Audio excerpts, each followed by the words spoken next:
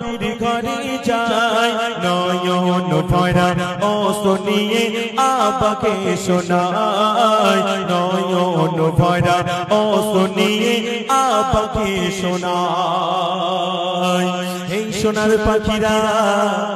তোরা জানিস নে হয়তো আমি ওয়াজ ভালো করতে পারি আম্মা জান ফাতেমা ফজরের নামাজ পড়ে চলে গেল নবীর বাড়ি বলছে আব্বা জান আমার সোনার পাখির একদিন খাওয়া হয় না দুদিন হয় না তিন দিন হয় না আমি মা হয়ে সহ্য করতে পারি না কবি লিখছে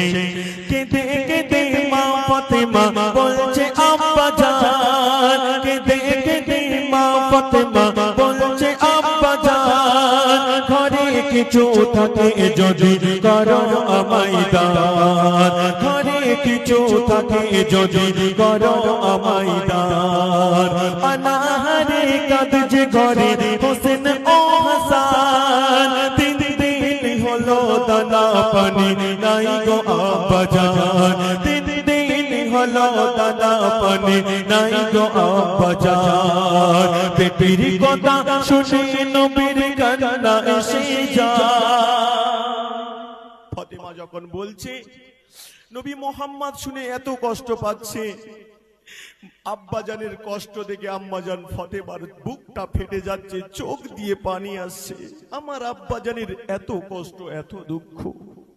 বেটির কথা শুনে নবীর কান্না এসে যায় এই দৃশ্য দেখে মা জননীর হৃদয় ফেটে যায় এই দৃশ্য দেখে মা জননীর হৃদয় ফেটে যায় একদিন সকালে মা ফাতেমা নবীর ঘরে যায় নয়ন ভরা শুনিয়ে আব্বাকে শোনায় হয়ে গেল ফাতেমা চলে এলো বাড়িতে মোহাম্মদ গরিব ছিল অসহায় ছিল কিছু পেল না সোনা এই তোরা ওটাওটি করিস না তোদের জন্য লজেন এনেছি ইনশাআল্লাহ প্রাইজ এনেছি এবার কি হলো দেখেন নবী পাক ফাতেমা যখন বাড়ি এলো মা ফাতেমার আঁচল ধরেছে দুটো সন্তান আম্মা জান আমরা আর খিদা সহ্য করতে পারি না আম্মা জান আমাদের খেতে দাও চলেন জান্নাতের রানী মা জননী বাড়ি ফিরিল মাসুদ ভাই হোসেন হাসান বলতে লাগিল মাসুদ ভাই হোসেন হাসান বলতে লাগিল ওদের খাবার দাও না এবার আঁচল ধরে কয় দুটো সন্তান বলছে ওদের খাবার দাও না এবার আঁচল ধরে কয় এই দৃশ্য দেখে মা জননী হৃদয় ফেটে যায় এই দৃশ্য দেখে মা জননীর হৃদয় ফেটে যায় একদিন সকালে মা ফাতেমা নবীর ঘরে যায় নয়ন ভরা ও শুনিয়ে আব্বাকে শোনায় নবী মোহাম্মদ ফজরের নামাজ আদায় করে ফাতেমার বাড়ি যাচ্ছে বলছে ফাতেমা আর এই দিকের মা ফাতেমারা যারা গজল শুনতে একটু মন দিয়ে খেয়াল করবেন ফাতেমার বলছে ফাতেমা তুমি দরজাটা খোলো মা আমি তোমার আব্বু এসেছি বলছে আব্বা জান আমি তোমার সামনে যেতে পারবো না আব্বা জান আমার পরনেতে একটা ছেঁড়া তালি দেওয়া ফাটা কাপড় আব্বা জান আমি তোমার সামনে যেতে পারবো না আর তোমাদের গ্রামের ফাতেমারা যদি বছরে 100টা করে শাড়ি দেয়া হয় ফাতেমার মতন হবে বাবা হবে বাবা একটু সোনারা কথা বলো কোনদিন হবে না তোমাদের গ্রামের মা বোনদের যদি বছরে 100টা করে শাড়ি দেয়া হয় ফাতেমার মতন আসতে পারবে বাবা কোনদিন নয় হাত জোড় করে বলে যাব মা সময় আছে মা একদম দুনিয়াদারি কদিন বাঁচবে চলে এসো মা চলেন